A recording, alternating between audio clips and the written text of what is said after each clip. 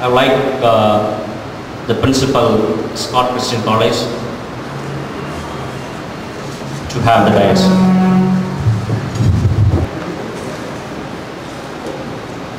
Mr. Chairman, the Superintendent of Police of Nagercoil District had established a name for himself as one of the best Superintendent of Police that we have ever had in our district. The Municipal Chairperson, Mrs. M.A Ph.D, a fine lady, and Dr. Reynold Daniel, Assistant Professor of the Government Nagercoil Medical College Hospital, the proprietors of this firm, people from the press, ladies and gentlemen, a very special good morning to you all. When the gentlemen sponsors of this program approached me about a week ago, offering me a chance to move over to this place to extend my felicitation, I was a little excited. Basically because I do strongly believe that Nagercoil is on the way to become another New York or another London. As I entered the room also, I was equally excited because that's precisely what I was sharing with the Immediate Superintendent of Police, that it has the look not of Nagercoil but of a cosmopolitan town or cosmopolitan city. Remember, this is the compulsion of the day, and this is the compulsion which you and I cannot escape. Whether you like it or not, 21st century is the century of technology. This is a century of computer technology. This is a century of outsourcing. This is a century of privatization, liberalization, globalization. This is a century where the geographical borders gradually give room for a unified humanity. Absolutely no difference between an American and a British and a European and a Russian and a Chinese and an Indian, even the South Indian and the North Indian, or a Tamilian and a Malayalam. The whole world has become a small village. And a small village which is so proximate, so contiguous, that each of us ought to know each other. And there is no escape from getting to know each other at all, because in a village, what matters is a family of fellowship. This is precisely the strength of an Indian village. A family of fellowship, a family of camaraderie, a family of being united together as people who can never be separated from the bond of love and understanding. So this is what the world has come to. Despite terrorism, despite extremism, despite exploitation by capitalist country, this is what the world has come down to. And this is the kind of the world that Bertrand Russell and others envisaged. This is the kind of the world that our Upanishads envisaged. One man, one humanity, one language, and the only bond that unites us together is the bond of love, the bond of tolerance, the bond of understanding. And if at all there is one factor that has contributed to enhancing this bond, I would undoubtedly say is technology. It is precisely this technology that has made possible Bush's speech in the United Nations Organization being heard right inside my drawing room. But now not the drawing room, my bedroom. And possibly the day is not far off, even inside my toilet. I have a mini TV. Even as I take part, perhaps I could listen to Tony Blair addressing the British Parliament, or Bush addressing the American Congress, or our Prime Minister visiting the whole world and getting back to our country. And this is the mystery of technology, and this is the greatest achievement of technology. Technology's hand is a hand of God. Technology's hand is like the proprietor. His famous quote now, technology has almost taken the place of, it's not a blasphemy, alright? It's not a blasphemy, absolutely not, God forbid. But technology has almost taken the place of a superpower. I'm not talking about American power, a super intelligent power, a super brilliant power. And technology has almost become part of human existence now. And one area in which technology is much needed is offering the kind of solutions that an institution like mine needs, or an office like the SP needs, or office like the municipal office needs. Very simple. I remember the year I took over as the principal of Christian Collage, everything was in a mess. If I ask my clerk to get me the paper, he will take 15 days. A manual typewriter with a very big printing roll and paper, 2 double A4 size, rolling and rolling, typing and typing and typing. Sometimes the fellow sleeps even as he types.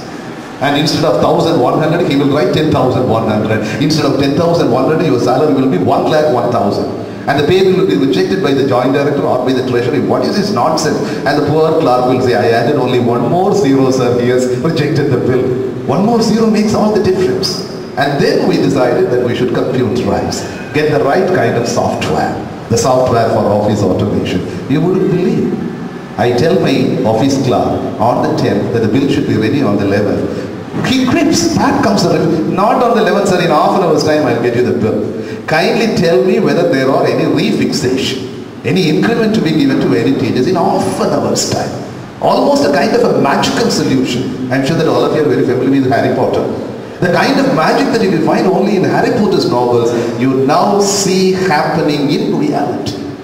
My son is in an American company, Caterpillar company. He's in New York with Bangalore as his capital. And every time the fellow comes home, he has nothing but a contempt and a derision for a place like Nagercoil. And particularly me, because I'm not that computer friendly. Although I want to be computer friendly at this age, I don't think I can ever afford to become, maybe another couple of years for me to retire. So I thought that I shouldn't become an aspirant to become a computer friendly man. But he said, Daddy, even at the age of 70 you can become computer friendly. So simple. Got me a computer, installed it at home and taught me a few days, and finally he said, you will never be computer friendly. You will never be computer friendly. That is not there in your blood. But my wife became extremely computer friendly. Every time there is a chat between the mother and the son. Email, the son sends the email and she sends back. And she now laughs at me. So computer has given an added strength to women, alright. Women are extremely good at computers. I suppose you know that. There's one thing that really worries me is that you go to any computer company, the women outnumber men. But here, unfortunately, the men outnumber women. Next time when I come here, there should be more number of women than men. But anyway, this is the kind of the empowerment that man gets because of a technology which is so life-related. This is a technology that does not cut me off the umbilical cord of the meaning of life. But this is a technology that takes me in and thus empowers me and gives me a new strength, an added advantage over others. If America and Britain has an added advantage over others, it is because of this technology. And therefore, when the solutions came to Nagercoil, here are people who can offer us a solution, a good solution. Problem with identifying the culprits in Kanyakumari district, you get a solution. Problems in ethnographic facial physiognomy of a thief, you go to the computer solutions. Problems in tracing out all the uncultivated patta lands of Kanyakumari district, you go to the computer, that gives you solutions. Problems in, there is no flood, thank God, there should not be flood in Kanyakumari district. 11 districts are already flooded, and where things are varying now depends only on computer. Where does the dhoti go? Where does the food go? Where is my tahsildar? Where is my village administrative officer? Computer, in no times, if only you have the software, it gets you the solution. That's wonderful. There is a doggerel in English. Americans are so very fond of this doggerel. And it is because of this doggerel means a nonsensical verse in English. A nonsensical verse in English is called a doggerel. D-O-G-G-E-R-E-L. And this is the way the doggerel goes. Money is honey, my dear sonny, without money, life is funny. You look at the difference between an American baby and an Indian baby. American baby, even when the baby is born, the father and the mother teach them a simple poem. The poem is, money is honey, my dear sonny, without money, life is funny. We teach them, now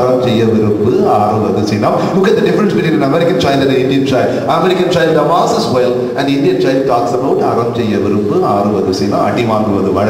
this is what the Indian child learns in school. But now the Americans have changed the doggerel from money to computer. Computer is honey, my dear sonny, without computer, life is funny. Computer is honey, my dear sonny, without computer, life is funny. That is the situation to which the whole world has come. The international community has come. The global community has come. That is why in the beginning I said, this is the compulsions of the day. A compulsion wherefrom there is absolutely no escape. And I have all appreciation and praise for the proprietors, for whosoever thought about this kind of a solution firm in Nagercoil to come forward to the rescue of people through the greatest achievements and the greatest strides that we have made in the field of science and technology. Let me just finish with the famous poem which I always love quoting in all meetings. Life's battles do not always go to the stronger or faster man. But sooner or later, the man who wins is the man who thinks he can. Life's battle do not always go to the stronger or faster man. Most of the things that America is strong. No, America is not strong. America is as fragile as India. Britain is strong. No, Britain is as fragile as India. Life's battles do not always go to the stronger or faster man. We do believe that Americans are faster than us. American life is fast moving. If at all there is one thing that the Americans and the British cannot tolerate in India, this is our lousiness, laziness, lethargy. I get a lot of visitors from Great Britain. and also the United States, sometimes from Europe, Germany and France. They come and stay with me for 6 weeks, 8 weeks as part of a cultural exchange program. And every evening they come back home, they have only one message to share with me and my wife. Dr. James, look here, why is it that your people are so slow? They move in nail pins. Then I say, this is genetically conditioned. This is genetically conditioned. This is my gene. My gene tells me that I should walk slow. My gene doesn't teach me that I should walk fast. But look at the Americans, very fast. Even in catching bus, even in reading books, and even in throwing away the books, the paperbacks, you read and throw away. Life